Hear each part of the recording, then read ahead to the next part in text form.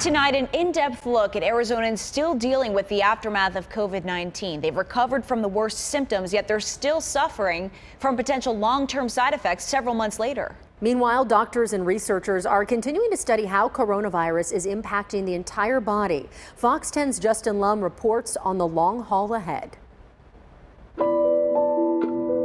Since the COVID-19 pandemic hit Arizona, more than 800,000 cases swept the state, stealth-like, sometimes swiftly, sometimes slowly, whether the numbers surged or steadily climbed. A year later, we're learning that surviving is only half the battle. My doctor a few weeks ago said, no, it's time to start looking at this as more of a chronic issue. Arizonans of all ages with different backgrounds. I did develop anxiety. I'm very active, I'm young. Sharing the common denominator of beating COVID-19, yet still fighting the lingering effects of the virus that left their bodies. I just want to be medication free. Haunted by symptoms they can't shake. This is like nothing we've ever seen before.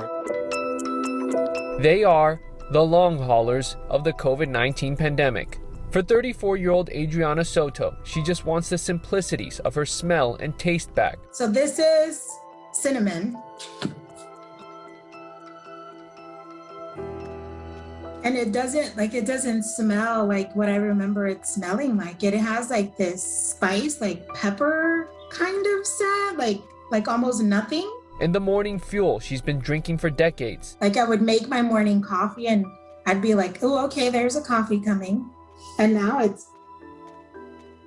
it like smells almost like dirt. Despite getting COVID-19 last July and recovering, Soto says not only have her senses been impacted, she's experiencing brain fog. Working from home can be a mental challenge. I mean, I guess it has affected my performance. I mean, why even hide it? You know, I used to be on top of things and now I'm asking for extensions on things, that are coming due. Brain fog, or the difficulty concentrating, is one of the long-term symptoms being reported according to the CDC. Then there's fatigue, shortness of breath, body aches, heart palpitations, and even more serious issues affecting organ systems throughout the body. The complications can be cardiovascular, respiratory, and neurological. All these other organs are still being affected and for a long period of time. Affiliated with Honor Health, Dr. Himesh Seth with the Arizona Pulmonary Specialists treats post-COVID patients. What he's studying starts in the lungs. Usually the virus will clear the body, but the inflammation stays. It causes a lot of damage to the tissue, and over time that it takes a lot longer for that inflammation to go away.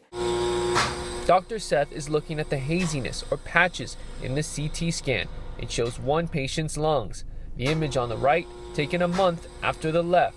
They don't look so different from each other, still showing inflammation and the development of scarring. Basically, that's the amount of lung that's being damaged, and that's where patients need more and more oxygen. As for similarities between COVID lungs and smokers' lungs, what happens in smokers' lungs is the damage happens over 30, 40, 50 years of smoking a pack a day or equivalent of that. But what we're seeing in patients with COVID with these viruses, they get very similar symptoms of severe shortness of breath, but within days to weeks. And recovery time can take several months. 41-year-old Alyssa Lanou says she had COVID pneumonia back in December. She's now seen a cardiologist. I could carry a load of laundry from my dryer to the couch to fold, and my heart rate skyrockets into the 130s while on medication to regulate that. And Lanou says she's never been diagnosed with a heart condition before getting the coronavirus. Now it's a daily grind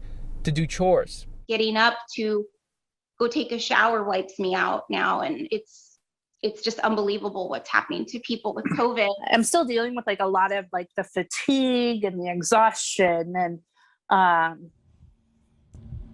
a lot of the brain fog. 38-year-old Tiffany Jumper fought COVID-19 in the ICU last summer. She's left with physical and mental side effects, experiencing post-traumatic stress disorder even in her sleep, waking up from nightmares. Sometimes the dreams look like the families who were standing outside of the ICU and watching their loved ones in the windows. Or when my family stood outside the windows of the ICU and I couldn't touch them, and I couldn't feel them, and I couldn't be close to them. And I was dying, and I was suffocating, and I wanted to say that I loved them, but I couldn't. Jumper is hooked up to oxygen constantly, but now using 4 liters nightly instead of 8, as for her mind, train of thought can escape at any moment. I get really stuck now. As a librarian, as a teacher, like I'm used to having the words, and I'm used to having the vernacular. Jumper can't work in her current medical condition. Her family's support is vital. Lanu is on long-term disability after working in healthcare for more than 20 years, a sudden shift in lifestyle hard to grapple with. It's been very hard for me, and thank God my family, listens to me cry about that, because I get very emotional when I talk about work. In 6th grade, I was 11 years old, and one morning I woke up and I fainted. And that became my life. For Alexis Leal, it took a decade to figure out why she was always fatigued and fainting. The medical advice she usually got? Hydrate. By her early 20s, a doctor diagnosed her with POTS, postural orthostatic tachycardia syndrome. The condition affects involuntary nervous system functions like heart rate and blood pressure. When I stand up, my blood flow goes all the way down to my legs, and my legs swell, which causes me to lose oxygen in my head, and that's when I faint. On top of POTS, Leal tested positive for COVID back in October. Several months later, both POTS symptoms and long-term COVID symptoms have compounded. On top of migraines and headaches, body aches, common symptom between the two, nausea, common symptom between the two, lightheadedness, dizziness, not able to answer questions right away. Doctors with Johns Hopkins Medicine are researching similarities between those with POTS and long haulers, like brain fog, increased heart rate, and severe chronic fatigue. For now, it's a marathon for health, fighting to get back to their normal, but also adapting to the aftermath of COVID-19. I think that really changes by the day, to be honest. Recovery from COVID has been a lot of 2 steps forward, 1 step back. Justin Lum, Fox 10 News. The University of Arizona and Arizona State are studying groups of people who have gone through COVID-19 and people who haven't as well. The goal is to see how long-term health is affected by this virus. For more information, visit fox10phoenix.com.